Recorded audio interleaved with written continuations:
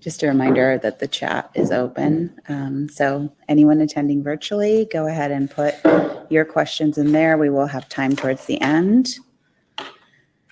So we'll go ahead and get started. Thank you, everyone. This is Breakout Session C. We're here to talk about supporting survivors through policy. Our two panelists this afternoon are Amada Lechner from the Sacramento-based research company Mathmatica. They are experts in California health policy, including Medi-Cal and trauma prevention and recovery for youth and adults. Amanda has over 10 years of experience conducting research and developing policy recommendations related to Medi-Cal and access for care for vulnerable populations. She's conducted several projects related to understanding the needs of Medi-Cal enrollees and ways that Medi-Cal funding can address behavioral health and social support needs. She also has expertise related to adverse childhood experiences, trauma-informed care, trauma interventions, community-based participatory research methods, and culturally responsive research methods. She is pursuing her Master's of Science in Counseling at California State University, Sacramento, with a specialization in marriage, couple, and family counseling. Our second panelist this afternoon is Anisa Ali. She's a program manager at Futures Without Violence, and she provides training, technical assistance, and develops educational materials for the National Health Resource Center on domestic violence to improve the healthcare system's response to violence and abuse and to promote prevention. She also leads Futures Campus Leadership Program and works to advance survivor-centered statewide policies in California. She earned her MA in Gender and Women's Studies from the University of Wisconsin-Madison and her undergraduate degrees in International Studies and Spanish from Virginia Tech. So we've asked our two panelists this afternoon. We heard this morning in the keynote and in several of the panel sessions this morning about really moving upstream and taking a population-based approach to addressing domestic violence and sexual assault, right? So moving away from that, focusing on the individual and they can change their circumstances. And so policy is really that perfect example of how we can address things at a population level, locally, at the state, and federally. So,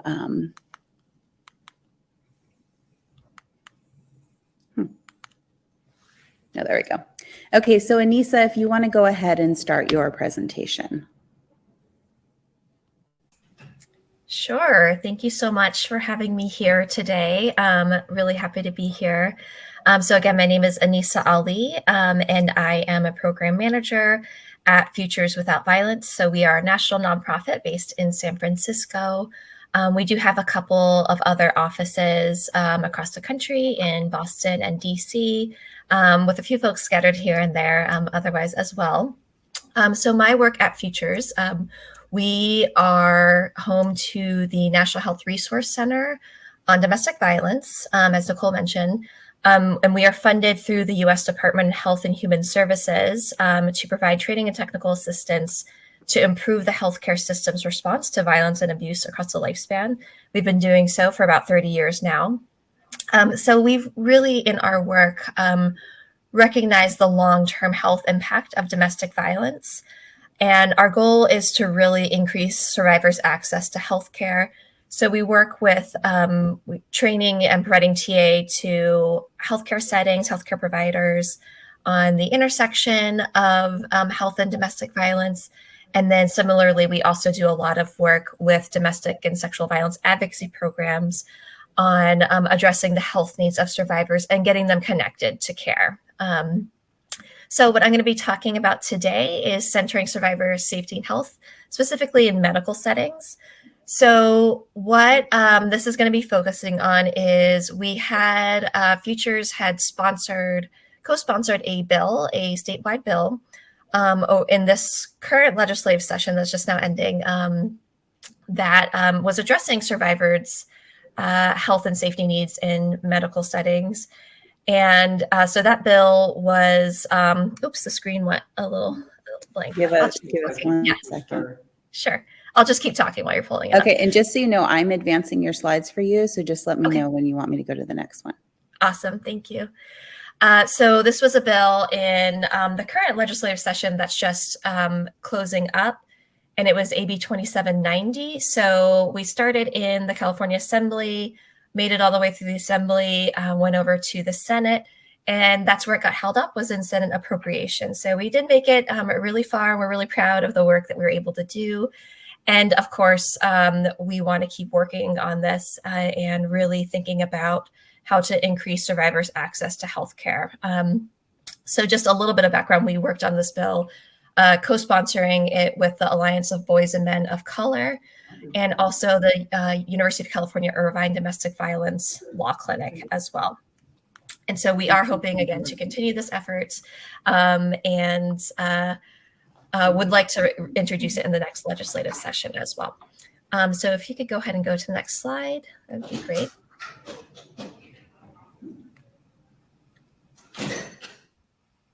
No.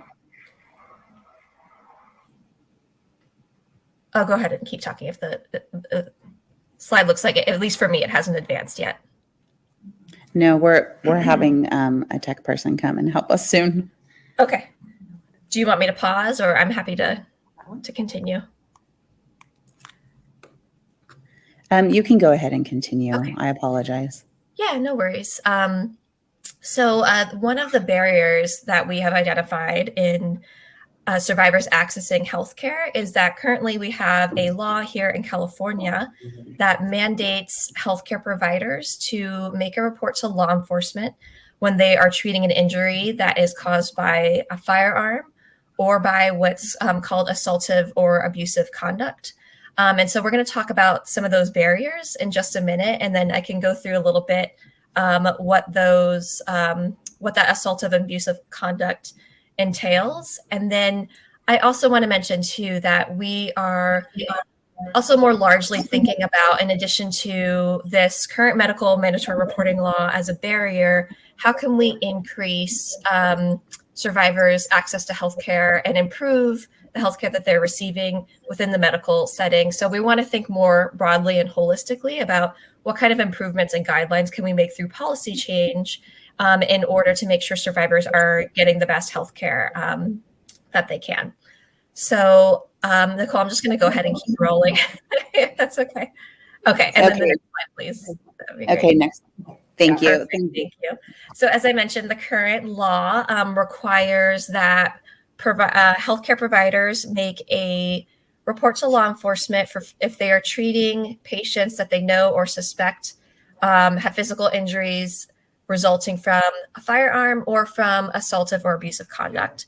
And assaultive and abusive conduct is actually this whole long list of 23 different types of conduct. Sorry, everyone. Again, technical difficulties. It's okay. I'll just keep going. Okay. That includes murder and manslaughter. It also includes domestic violence and sexual assault, child abuse and elder abuse, although, of course, child and elder abuse are covered as mandatory reports under separate statutes. So any changes to this law that we have been trying to make and will continue to try to make will not impact any existing child or elder abuse reporting laws. And so the next slide, please.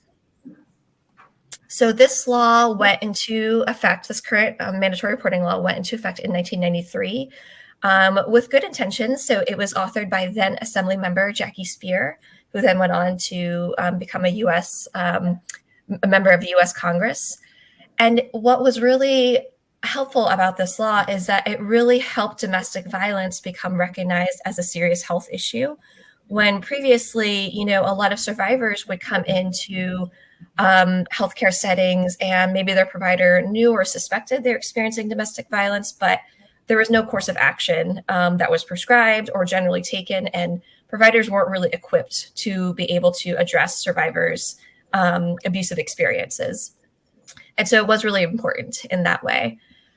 And at that time, law enforcement was really seen as the primary resource for supporting survivors. And so that is why they had this mandatory report to law enforcement going into place. And again, it just helped give healthcare providers a role in supporting survivors when previously it wasn't there.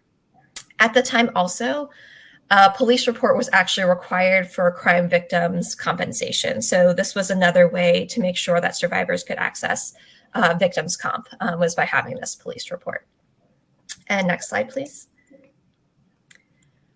However, we do know that there are a lot of unintended consequences that can come from mandatory reporting for survivors. And so in one study that was done looking at data from the National Domestic Violence Hotline, this was a study that it was looking at mandatory reporting in different circumstances, including medical mandated reporting.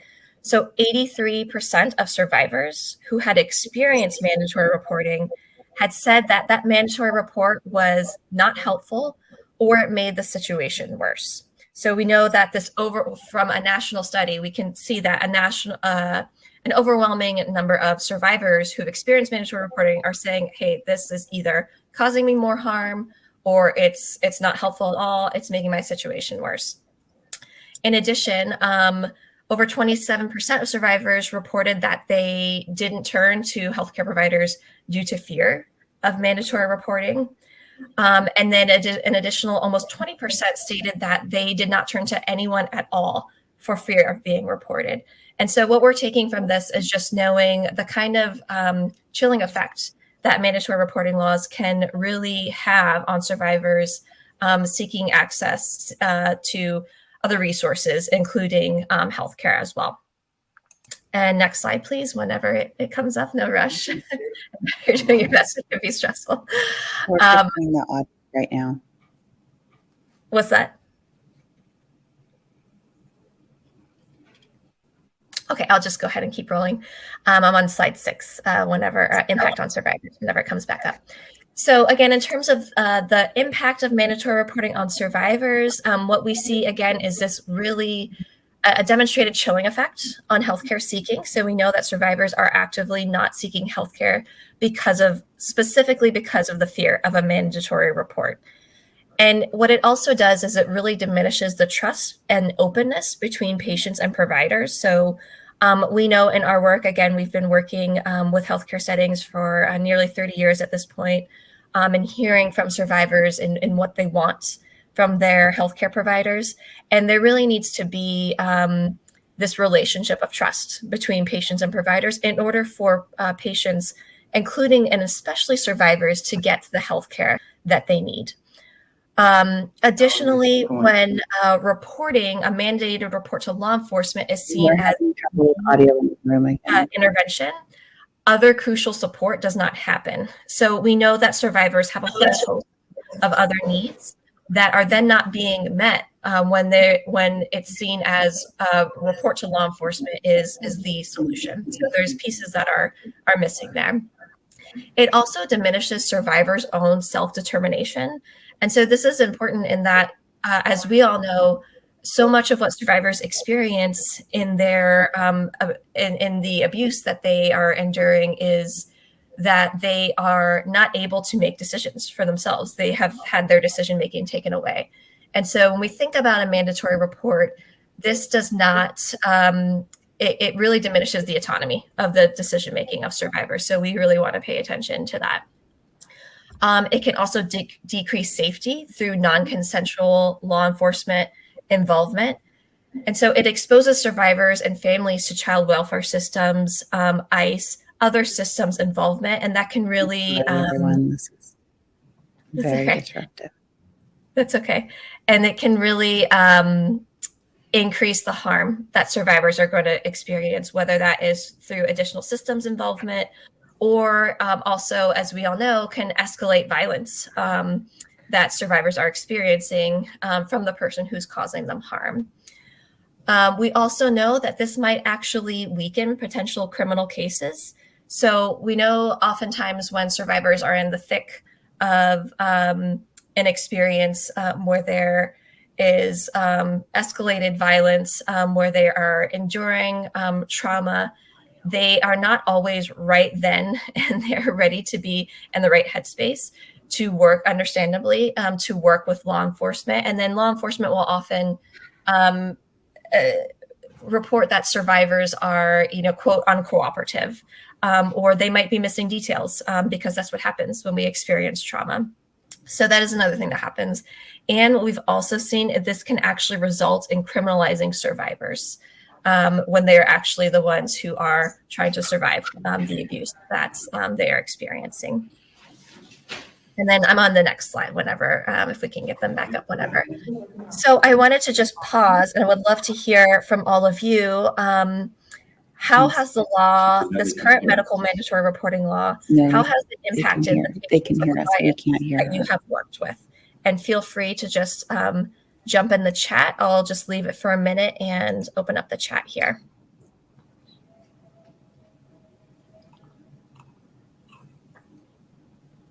Would you mind asking them to say something? Can you, I think, Anisa, you're still giving your presentation? Yes. Yes. Okay, there you are. Okay, we're getting you back in the room, sorry. Oh, was I not being heard before? Not by the people in the room, virtually. Oh, I think. goodness.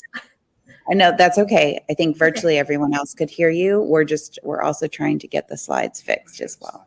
Okay. Should I just pause for a moment? No, keep going. It's okay. Okay.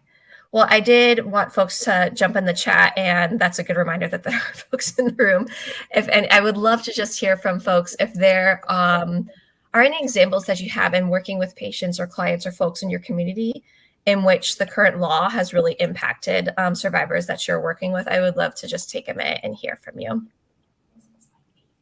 Okay, we will check the chat. Does anybody in the room have any examples of working with patients in healthcare setting where you feel like it was either detrimental or deterred victim survivors from seeking healthcare?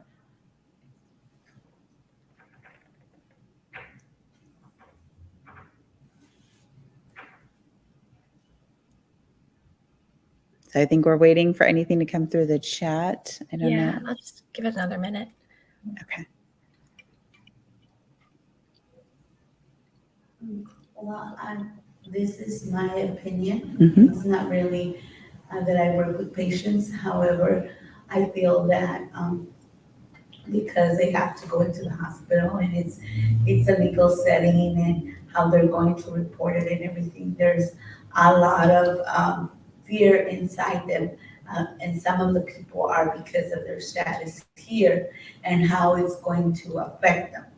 How it's going to affect them being here in this country and everything. And I feel that talking to people, not only with domestic violence, but in other situations, I have felt that that's one of their biggest fears.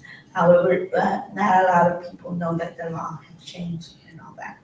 So Anisa, just to make sure you and our people watching from home heard that, the comment in the room was that there's a lot of fear around seeking medical services and across services, and not just regarding domestic violence, regarding immigration status, and that there's not enough awareness out there that laws have changed because they're entering, legal institutions, right, where they know mandated reporting. So there's a lot of fear around that. Yeah, absolutely. That's something, thank you for sharing that. And that's something that we've heard a lot as we have been talking with survivors and advocates throughout California, particularly about this law, that it's just this chilling effect of the fear of what would be the chain of events in terms of systems involvement, especially for folks who are undocumented, if there is a report to law enforcement. And that, in the end, when we are thinking about the long-term health needs of survivors and how crucial it is for them to get healthcare, they're then not getting the healthcare that they really do need. And again, I'll share in a minute too, that we also want providers to not just be talking to their patients about domestic and sexual violence, but be connecting them to supportive advocacy resources where they can be able to safety plan, get connected to any of the other resources that they need. And so when there's this chilling effect then survivors are not getting that kind of care. So thanks for that. I'm going to go ahead and keep moving. Can folks in the room still hear me?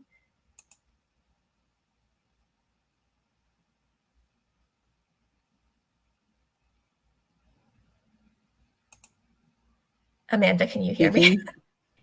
Can you hear me, Nicolle? There we go. Yes. Okay, great. So I'm going to go ahead and keep moving. So next slide, please. So then this law also has impacts on healthcare providers as well. So in our work in talking with healthcare providers across the state, we have heard that there is a lot of confusion, that this statute, as we saw earlier, is very broad and convoluted. It's not clear about what the reporting requirements are. A lot of times providers will avoid addressing abuse out of fear of having to make a report. So again, we really believe that the healthcare setting can be such a crucial place for survivors to be connected to additional resources. And if providers are out of fear of having to make a report, avoiding addressing abuse altogether, then again, survivors are not being connected with the care and resources that they need. It also focuses the attention on providers' own liability rather than supporting their patients. So oftentimes providers will over-report so they won't be liable for not following this law. Current law actually indicates to providers that reporting is an adequate response to addressing violence. So again, as I mentioned earlier, when there's a mandatory report to law enforcement and law enforcement is seen as the solution, then it kind of sends the message that like, well, then I did my job and that's all survivors need. When we know that there are a whole host of other needs that survivors often have. And again, it really diminishes the trust building between patients and providers, which is really crucial for survivors to be accessing care. The American Medical Association, along with a number of other health associations, including the World Health Organization, American College of Emergency Physicians, Association of Women's Health, Obstetrics and Neonatal Nurses, and several other medical associations have written statements in opposition to mandatory reporting in medical settings. And as the American Medical Association says, that such laws violate the basic tenets of medical ethics.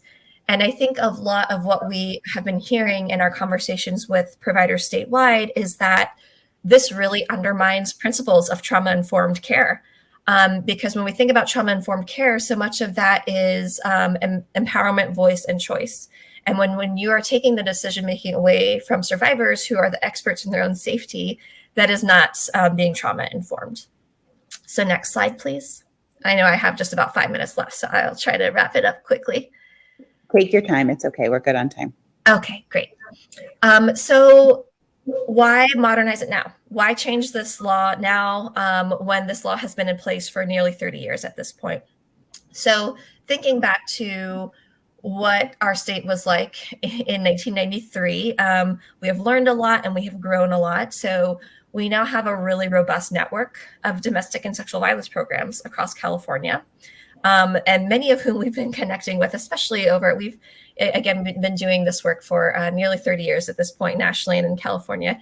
And in the last year, we've been really connecting with advocacy programs across California, specifically about this law, and have heard how the harmful impacts that it has on their patients. And so we know that now we have this robust network of advocacy programs that are ready and willing to be able to receive referrals from healthcare providers. We also have a better understanding of the harms of non-consensual law enforcement involvement, especially for the most marginalized survivors. As one of the participants in the in-person audience shared, thanks for that. We also, again, we want to acknowledge that survivors need services beyond what law enforcement can provide. Again, survivors, of course, as you all know, may need access to housing, to transportation, cash assistance, and law enforcement is just one piece of something that a survivor may choose to engage with. However, it's limited in terms of access to other resources. And we also now have just a more widespread understanding that survivors should decide when and if they want to access the criminal justice system. Again, we really want to be promoting survivors' autonomy, especially when so much of the abuse is about survivors' decision-making being taken away. And again, as I just mentioned, we really understand the value of trauma-informed care and what that can, the kind of care that can provide for a survivor in a healthcare setting. We really want to make sure that we're lifting up those tenets and really being in alignment with several of the health associations that I mentioned on the last slide. We also now know that there are other pathways for survivors to access crime victims' compensation. It's no longer required that they need a police report. And we do have a large evidence base for what survivors do want from their healthcare providers. And so, I love that today in this session, we're talking about how we can center survivors in our policy work. And that is what we are hoping to do, because we've been hearing from survivors, this law is preventing me or from the survivors that I work with from accessing healthcare. And we've seen that in California and nationally. And so we want to be able to listen to that to provide really survivor-centered care. And we also know that this can really help, if we change this law, it can really help increase healthcare access for survivors and the quality of healthcare that they are receiving. So next slide, please.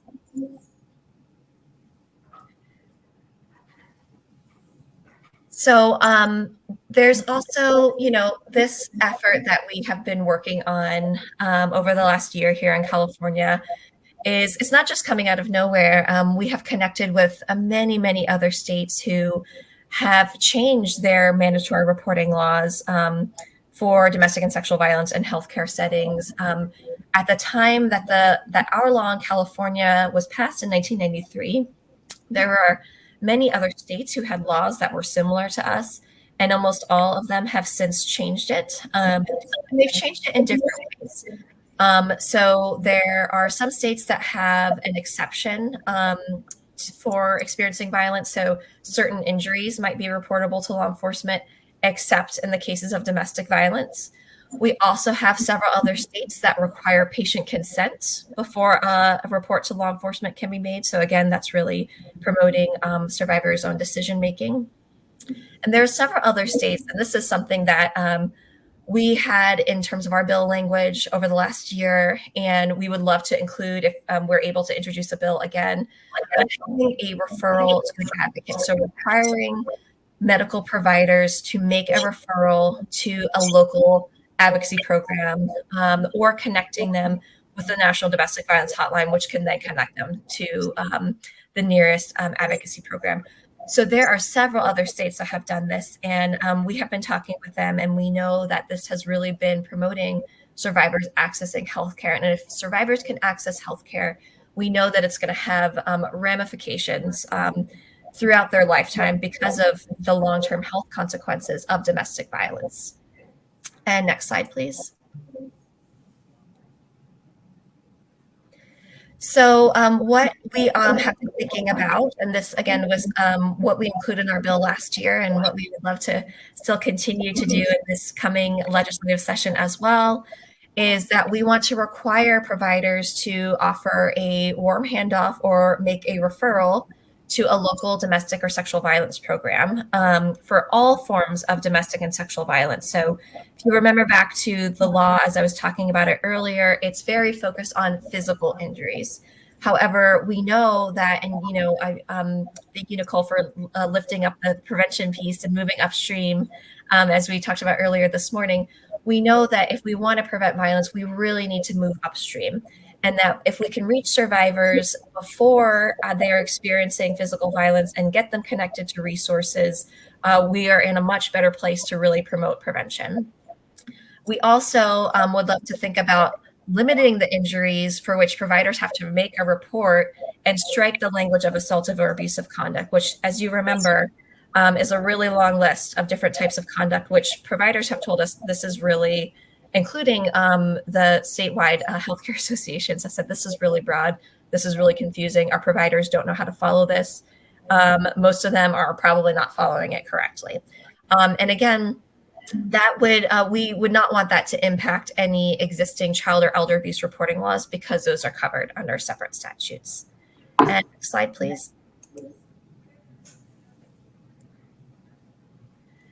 So again, I mentioned earlier that we have a large evidence base now for what survivors want from healthcare, and we really want to center those survivor voices as we're thinking about statewide policy changes. So we know that survivors want autonomy. That's something that we have heard over and over again. Autonomy to make their own healthcare decisions in partnership with their provider.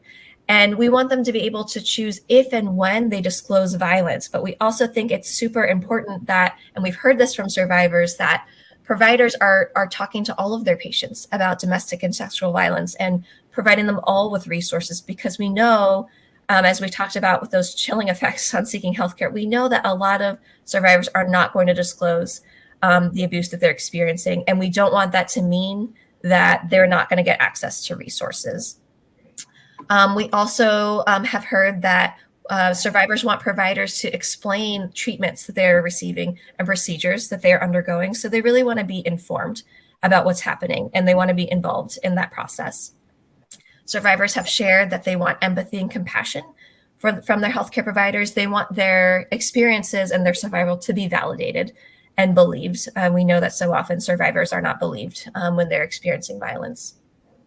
And we've also heard from survivors that they want providers to be informed. And we heard this too from the panel this morning on survivors navigating the healthcare system. But survivors want providers who are knowledgeable about intimate partner violence and sexual violence, its impact on health, and where available resources are, where they can be connected for support. And then lastly, survivors have cited the value of having health professionals who really understand the depth and complexity of intimate partner violence. And next slide, please.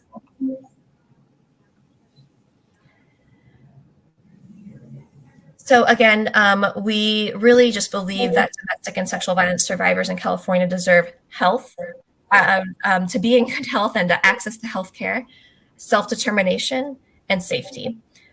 So again, we want them to be connected to supportive services. We want them to have autonomy over their own bodies and power over their own safety and health decision-making. And again, we really believe and want to center that survivors are the experts in their own safety. And next slide, please.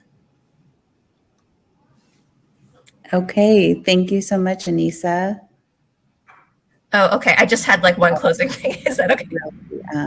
Great wealth of information. I can see people in the room here agreeing that that was really helpful. I think the one thing you said about survivors and just patients in general wanting healthcare providers that understand intimate partner violence and sexual assault, they want it and they deserve it. So I think that's why we're all here, trying to break down those silos that, you know, we can achieve that. So I do want to turn to the next presenter, Amanda. Can you hear us? Are you ready? Can you hear me? Are you able to hear me? We have a question from the chat. Okay, while we get the audio back, what is the question in the The chat? question was, what is the law number or code for Anisa, are you able to hear me? So Anisa, do you know what the mandated reporting law code is for reporting domestic violence in a medical Yes. setting? Yes, it's the penal code 11160.3, and I can drop the link in the chat. And Amanda, I did hear you just a second ago. Okay, now we've got you back. Sorry. Anisa, Okay. did you hear the chat question? Yes, I do have it. It's in the penal code. It's 11160.3, and I can drop the link in the chat. Thank you. That's great. Any other? Okay, so Amanda, please, the floor is yours. All right, thank you. Can you hear me okay? Am I coming through? You are. Thank you. Okay, great. Well, thank you so much, all of you, for having me here today. Again, my name's Amanda Lechner. I am with Mathmatica, and we're an organization that works at the intersection of research and policy. We have offices throughout the country, including in Oakland, California.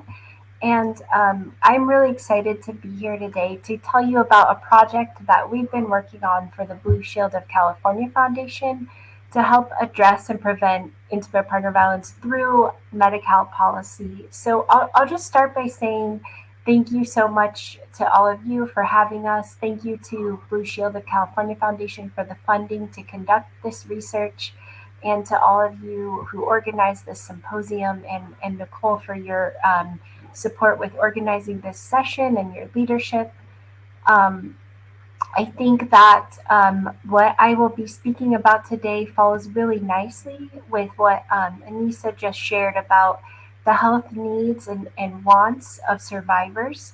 So if you could move to the next slide. Oh, great. Thank you. I'll just start by kind of giving an overview of some work we conducted in 2021, through which we came up with some policy recommendations for ways that Medi-Cal can really play a role in addressing and preventing IPV and help serve the needs of survivors. And then if we have time, I'll talk a little bit about work we're working on this year. So next slide, please. Last year, we had conducted on behalf of Blue Shield of California Foundation a few reports and issue briefs related to preventing and addressing IPV in the context of some policy changes happening in Medi-Cal in California. I'm just going to try to give a little bit of background on that. If you're able to, while I kind of move ahead, just put in the chat whether you have some familiarity with Medi-Cal policy. I guess for those in the room, I won't be able to tell, but hopefully if some people in the chat are able to share that, that would be great. And I'll just keep going while you do that. As you can see up here on the slide, many of you already know this, but just to emphasize this a bit, IPV is very pervasive. And as Anisa started talking about, we know that there are profound and long-term effects of experiencing IPV on survivors' physical, reproductive, behavioral health, and overall well-being. To go into this a little bit more, we know, for example, that more than 1 in 4 female survivors of IPV require acute medical care for their injuries. And we also know that both men and women who experience IPV are more likely to experience chronic health conditions and chronic pain. So both immediate healthcare needs and long-term healthcare needs. We know women survivors also are more likely to experience reproductive health issues, and that behavioral health conditions such as depression, anxiety, PTSD, and substance misuse are substantially more common among survivors. I'm just going to check in with, yeah, this is the right slide. Okay, great. So to give a few examples, I know many of you in the room already know this very well, but just to kind of set the stage for our policy recommendations, some examples of services that survivors need can include many different types of social supports, 24/7 crisis hotlines, housing support and emergency shelter, legal assistance, individual, group, and peer counseling, language access, culturally specific services, and help navigating different systems, which can be very challenging for people to navigate. Employment services, nutrition services, child welfare, and other systems. So with kind of those needs in mind, I want to share a little bit about the context in Medi-Cal that sort of led to the work that we're doing. And I know some folks in the room do have some familiarity with Medi-Cal, and others may not. So I'm just going to try to give a little bit of background, and it's nice to see folks are a little bit familiar with Mathmatica. That is great. So if you could move to the next slide, please. I just wanted to kind of quickly share this image of the state capitol building here in Sacramento where I live, just because there have been a lot of developments in Sacramento at the Capitol. The legislative and executive branch really have been working with Medi-Cal on addressing social drivers of health in Medicaid, especially over the last few years. So there's been an increased focus on improving quality of care and outcomes for vulnerable populations, specifically to include people with high behavioral health needs and those who experience health disparities and social risk factors that put them at risk of health conditions.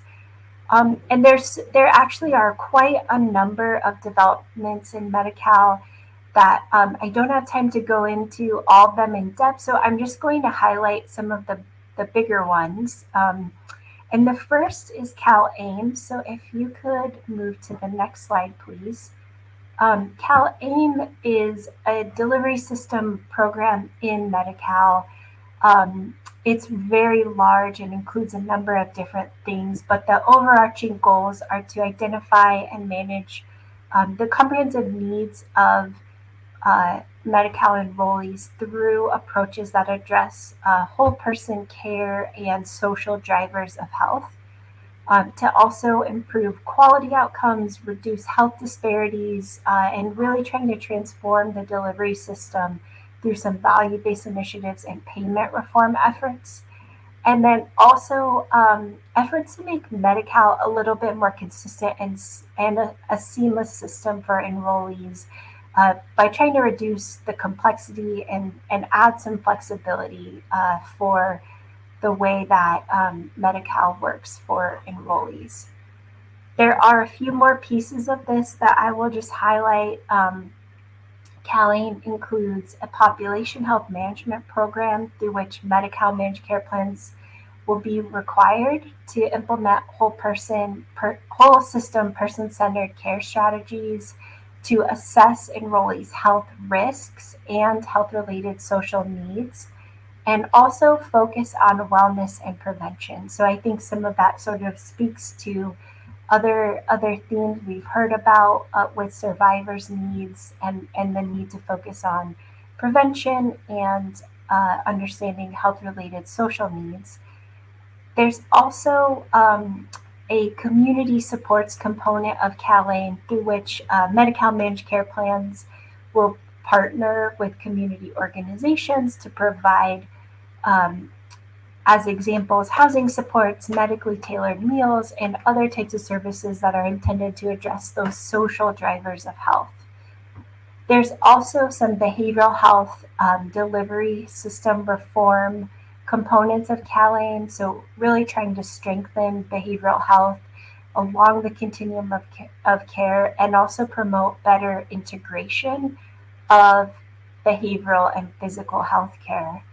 And kind of with this overarching goal of improving access to behavioral health services and also making it a little bit more seamless for people in Medi-Cal to move across what have historically been more fragmented systems of care.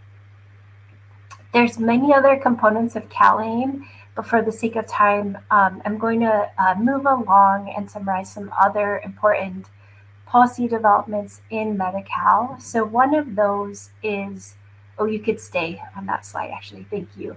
One of those is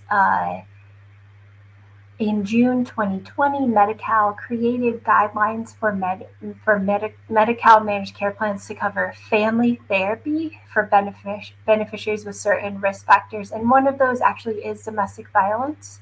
So that is a really important development. And another is in January 2023, there is new coverage of dyadic therapy in Medi-Cal. Many of you may be familiar with what dyadic care looks like, but just in case, for those who may not be familiar, to briefly summarize, dyadic models are seeking to sort of integrate physical and behavioral health care. They include screening and services for children along with their families, and really emphasize promoting positive parenting approaches. And basically, they work sort of most often by embedding child development specialists within pediatric primary care teams. And within Medi-Cal, they'll specifically include screening, assessment, and case management services, in addition to integrated behavioral health services and substance use screening. And the last major development that I want to speak about is funding for community health workers as a class of covered Medi-Cal providers. I think some folks that I saw on the participant list joining us online noted being community health workers or working in organizations that have community health workers. But for anyone who's not familiar with that term, community health workers provide community-based and culturally relevant services. They're generally very trusted community members with very strong understanding of the communities they serve. And they're therefore very well positioned to build trust, especially with survivors, and identify health and social needs, and then kind of play a role in helping survivors to navigate those services. So this added coverage of community health workers as a class of Medi-Cal provider is a huge development, and something that we are thinking about, especially this year in our project, but something I wanted to highlight as we kind of talk through some policy recommendations that we've come up with. Next slide, please. So that was all just a little bit of context, just to kind of summarize that there have been these major developments in Medi-Cal, these efforts to address health-related social needs. And so with that in mind, our project really intended to think through policy options, given this context in Medi-Cal. How could we sort of elevate the needs of survivors and those at risk of IPV? And as the state, as Medi-Cal is working on these various changes, how can they think a little bit more about tailoring these approaches to meet survivors' needs? So that was kind of our overarching goal. And then also I won't have a lot of time to speak about this today, but just wanted to mention, we really sought to review evidence for different policy approaches with the idea of informing future work in ways that Medi-Cal can play a role in addressing and preventing IPV. Next slide, please. So we wrote one major policy brief that kind of summarizes all these recommendations, and you can move to the next slide again, please. And in working on this, I just want to share a little bit about our framework for doing this. We really wanted to conduct our research in a way that centered survivors' needs. And part of that included employing this life course perspective and framework, which just for anyone not familiar with that, the idea there is really to consider context, experiences, and outcomes and factors people face across a lifespan that influence the likelihood of engaging or experiencing abuse. And the idea of using this framework is thinking through ways that policies and programs and health professionals can intervene at critical junctures and address root causes of IPV.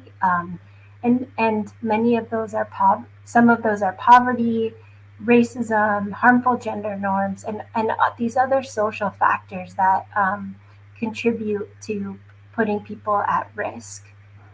We also sought to conduct our project through a trauma-informed lens with the focus on holistic and survivor-centered care.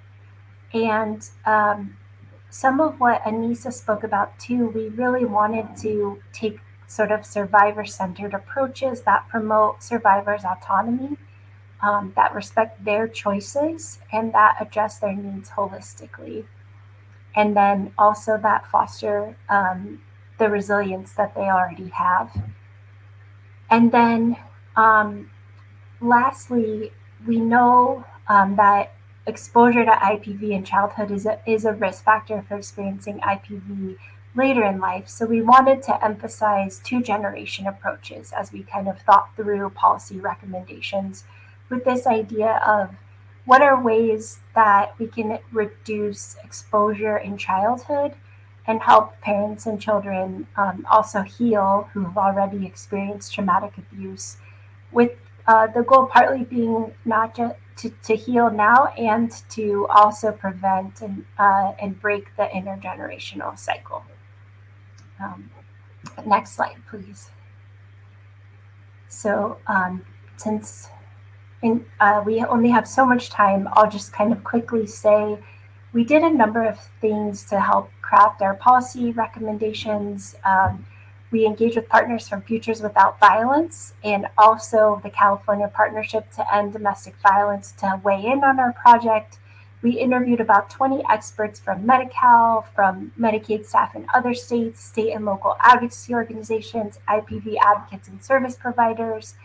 And we kind of started to develop a brief. We got input on that from survivors, from experts who, have that lived experience, who are themselves survivors and who also now work as providers and advocates. So they sort of have both of those perspectives. And then we also conducted a focus group with survivors who at the time were living in a safe house, because we really wanted to get input of people experiencing who are kind of at the center of this, to make sure that our recommendations address their needs and really can be rooted in what they think makes sense for survivors too. So with all of that, I will kind of turn to the actual recommendations we came up with. Thanks for kind of listening to all that background. So we came up with 4 overarching recommendations that are shown here on the slide. So Anisa spoke about this, promoting that universal education piece, so that survivors, even those who don't disclose, are provided information about IPV, healthy relationships, and resources. The second overarching recommendation relates to addressing health and social support needs of survivors and those at risk. The third is expanding access to comprehensive behavioral health services. And then the last one is supporting privacy and confidentiality needs of survivors and those at risk. Next slide, please. So I'm just going to spend a few minutes saying more about these. So this first bucket of promoting universal education, assessment, and response, within that we have a few individual specific strategies. So one of those is really training providers on the prevalence of IPV and risk factors and related health impacts. And Anisa spoke a little bit about this, sharing that these are desires of survivors. They want healthcare providers to understand the experience of survivors. And a lot of providers do not have that education right now. So this recommendation is really aimed at increasing awareness and understanding, and giving providers training so that they feel comfortable having those conversations with patients, or at least providing education in cases where, as we know, many survivors do not feel comfortable disclosing, do not feel safe, but still allowing them to get the information and resources, even if disclosures are not happening.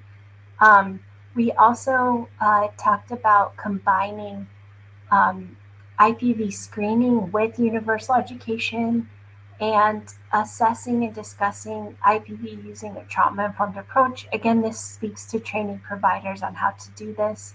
And then also promoting development of care plans that are trauma-informed and address survivors' needs holistically. I know that's kind of broad and there's more we could go into if we had more time, but I will move on so that we have some time for discussion to talk about some of the other recommendations. So the next overarching recommendation we have is addressing social support needs of survivors. And with that, we basically wanted to make sure that we're looking at survivors' needs in this holistic way, that there are these non-medical services that survivors need, and some of that includes housing supports or transportation, employment services, childcare. There's a whole wide range of needs, and Medi-Cal can cover these additional supports as community supports for survivors. Another recommendation includes promoting housing stability. It's probably well known by this group that is a huge need for people experiencing IPV. And there are ways that Medi-Cal can cover housing supports through these community supports. We also want to emphasize again that there's a need for care management that is trauma informed because survivors have a wide range of different needs. And then also making sure that services provided by community health workers and promotores who are, really rooted in the community, who understand the needs of their community, that those services are available to provide specifically to survivors of IPV as well. Again, if we had more time, I would love to go into more depth, but to ensure we have some time for discussion, I'll kind of move along to talk about a few more of these recommendations. We recommend including home visiting services and universal education in those home visits, and kind of being very mindful of the doing home visiting in a way that respects survivors' autonomy, and also thinking about the right approach so that they understand sort of the limits to confidentiality that may exist. We also emphasize building partnerships with community organizations that are already serving survivors that really understand their needs. So when Medi-Cal managed care plans are seeking to address holistic needs and social drivers of health, that they have these strong partnerships with organizations already in the community that are doing that. And then last, kind of along the same lines, just supporting this state interagency collaboration, because there are different agencies at the state level that play a role in addressing and preventing IPV and making sure that those efforts are coordinated. I will emphasize again this overarching recommendation of expanding access to comprehensive behavioral health services for survivors and those at risk. I talked earlier a bit about dyadic behavioral health visits and family therapy, and our recommendations here are to make sure the dyadic behavioral health visits incorporate the needs of survivors, incorporate things like safety planning, assessing for risk, and providing sort of a trauma-informed lens in those types of visits. And then also, because these benefits are fairly new, family therapy and dyadic services, making sure that providers are aware that these are covered Medi-Cal benefits, and also that people enrolled in Medi-Cal know that these are benefits that they should have access to. Next slide, please. And I'm sure most people here understand the importance of this, but we want to make sure we have one of our key recommendations relates to supporting privacy and confidentiality needs of survivors and those at risk. So there's sort of a number of different key recommendations for this, but sort of at a minimum, there's the need to make sure that providers are trained on several key protections, such as robust and informed consent, that patients have consent, and that they understand any reporting requirements, and that they really know what would be shared and with whom, that patients have control over that and have a say in how their data are shared, that there's transparency over who has access to data and when data would be shared. And then last, that there are enforceable penalties for any violations of privacy. And also that in developing any payment strategies from Medi-Cal, if Medi-Cal is paying providers and community organizations for these services, that the way that that is done is mindful of survivors' privacy. So specifically, there are ways of paying for care that are more anonymous, that involve monthly flat fees to cover services for an assumed number of survivors, rather than payment that's tied to billing based on services that are provided to individual beneficiaries. So that's just one example, but just to kind of emphasize, this is something that needs to be considered, and that Medi-Cal can engage with people working at organizations serving survivors already, to make sure they get this right, and that that confidentiality and privacy piece engages with people already serving them in order to do that. So we can move to the next slide.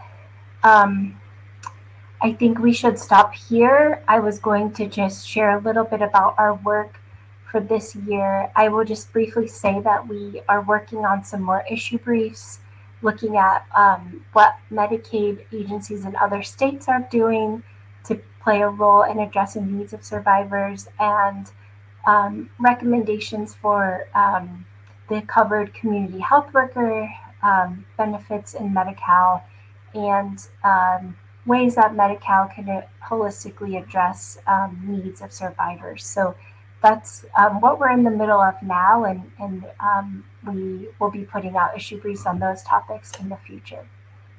But I will stop there so that we can turn to the discussion. Okay, great. Thank you so much, Amanda. That, again, was, I think, a lot of information, some really helpful information, getting nods again in the room. I would encourage both Amanda and Anisa, if you could put in the chat links to where people can find resources from both of your agencies. I do want to give a plug to both of you, as you mentioned the briefs, Amanda, and then the report, and then also Anisa, you know, Futures Without Violence has a wealth of tools online, and specifically addressing the needs of educating healthcare providers on domestic violence, sexual assault. There are safety cards up there that you can download or order. And for those that are local to LA County, our Office of Women's Health has numerous ones geared towards different populations that are great. They're fold-out wallet cards, so they're really handy and discreet to give out. The other thing I will say is, for those of you in person, we do have a table out here that has those safety cards available. And then from the Domestic Violence Council side, I do want to give a plug to our Health and DV committee. We were one of the, sponsors, planners of today's convening, and Mathmatica and Futures Without Violence have given presentations in those committee meetings. So in the future, please, we encourage you to attend those. Isabel, if you can put that website in the chat, that would be helpful. And I will also put a plug in for our Domestic Violence Council daily email. We try to give as many updates as we can about different relevant information, and that includes policy updates. So did we have any questions through the chat? We do. Medical reimbursement policy has a pernicious effect on the people that need assistance. What about working on increasing the reimbursement schedule? Amanda, were you able to hear that? I was able to hear that, and that is a great point and a great question, and definitely something that makes sense, especially when there's a shortage of providers that are willing to work in Medi-Cal because of low reimbursement, but also administrative burden of working in Medi-Cal. So that's definitely a great point, and that actually wasn't something we wrote about in our report, but something that is a helpful comment and question, and something for us to think about as we continue working on thinking through policy recommendations. I know people often speak about that with areas where there's provider shortages, such as behavioral health, ways to kind of incentivize more providers to serve people in Medi-Cal. So that's a great point, and I'm very glad that that was raised. Thank you. Comments? We need more community, we do need more community health workers as part of health is one. And another comment from the chat. Yes, the next wave of peer verification is supposed to include DV peer workers, so they can better bill and provide more higher payment options. Do either of you have any comments or responses to those comments? Is it possible for you to repeat it? I didn't hear all of it. For sure. We do need more community health workers as part of health. And yes, the next wave of peer verification is supposed to include DV peer workers so that they can better bill and provide more higher payment options. Was that clear? I think so. Yeah. I'm not sure if there's a specific question, but definitely a helpful comment and something that aligns with our policy recommendations of more community health workers and peers who understand the needs of survivors and the needs of people from different communities. And I can also add from the future side as well. We too have heard from folks that community health workers are such an incredible resource to be reaching survivors in different ways. And so we really support that as well. And I guess I would pose kind of a follow-up question to that. And this is for the the DV advocates, for the peer workers, for community health workers, for behavioral and mental health providers. Have there been discussions about strategies? I know you mentioned incentives or different initiatives to increase that workforce, because we know that especially right now, there are not enough providers to go around. The wait lists are extremely long. And as was mentioned, a lot do not participate or accept Medi-Cal. So what have the conversations been around that? Yeah, well, there are a number of strategies people have talked about with kind of bolstering the workforce. Some of them include grant programs to kind of build the pipeline and support people with education expenses to go into these fields, support for providers working towards licensure, so that there's more paid positions to support as they're getting their 3,000 clinical hours to become licensed. Those are a couple of pieces of the conversation with providers in behavioral health. There's also generally some workforce initiatives in California for other medical providers, working on understanding at the new HCI, the Healthcare Access and Information Department at the state, the needs, particularly in primary care and behavioral health, and some work to understand a bit better what supports people and hospitals actually developing residency programs, particularly in areas of the state like the Central Valley, Inland Empire, and rural and outlying areas where there are substantial shortages of primary care providers as well. So those are a few examples. I think there's a fair amount of attention on it, but it's sort of also in some early stages of developing strategies, and some of it is conducting more research to understand what helps providers who are trained in certain areas of the state be willing to stay there and practice in those communities. So those are some of the things I know about that have been going on lately. Great. Any other? Nothing? Okay. So, oh, you have a question? No, I don't have a question. I would just like to ask something that I have heard as a CHW that we're also have a lot of programs out there, and one of the programs is the Adopt to Come to Us last week that we had our director. Her name is Emily Williams, and she invited us to train. And we did use that different case studies and trauma, so we'll all be able to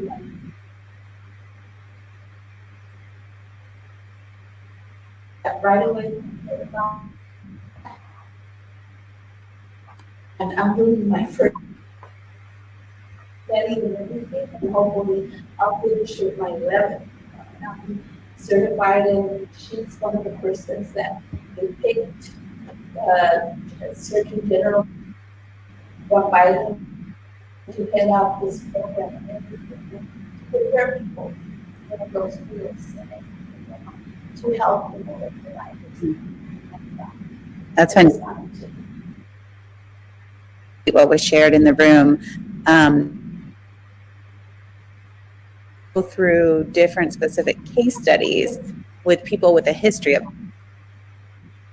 health workers could then be able to address, those clients when they have them. And I think that brings up a really good point with the training for all these different areas, trauma, domestic violence, sexual assault, is that it's not enough, right, to just give people, this is what DV is, this is what trauma is, but to really give those hands-on experiences of what does it look like, right? And to Anisa's presentation, we have so much research on the connections between trauma and gender-based violence and the health impacts, that we can explicitly give these kind of examples, whether they were from real clients and patients, or that they're, composites of what we've learned from the research. So thank you for that. I think that's a really important component to the training as we move forward that makes it real and tangible for people. I do kind of, for the last comment, Anisa, I know with, AB 2790, there was a lot of misunderstanding. There were a lot of myths around it. So I really appreciate you clearing that up for us.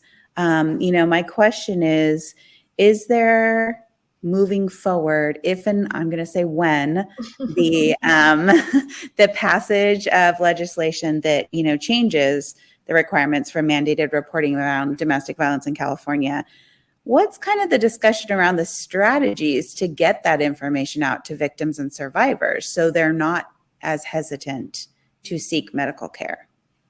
Yeah, that is such a great question. And I know that came up with one of the questions from the participant in the in-person audience as well. And that is something that it's definitely been on our minds, and we want to think about if and when, hopefully we can get a new bill introduced and hopefully it passes.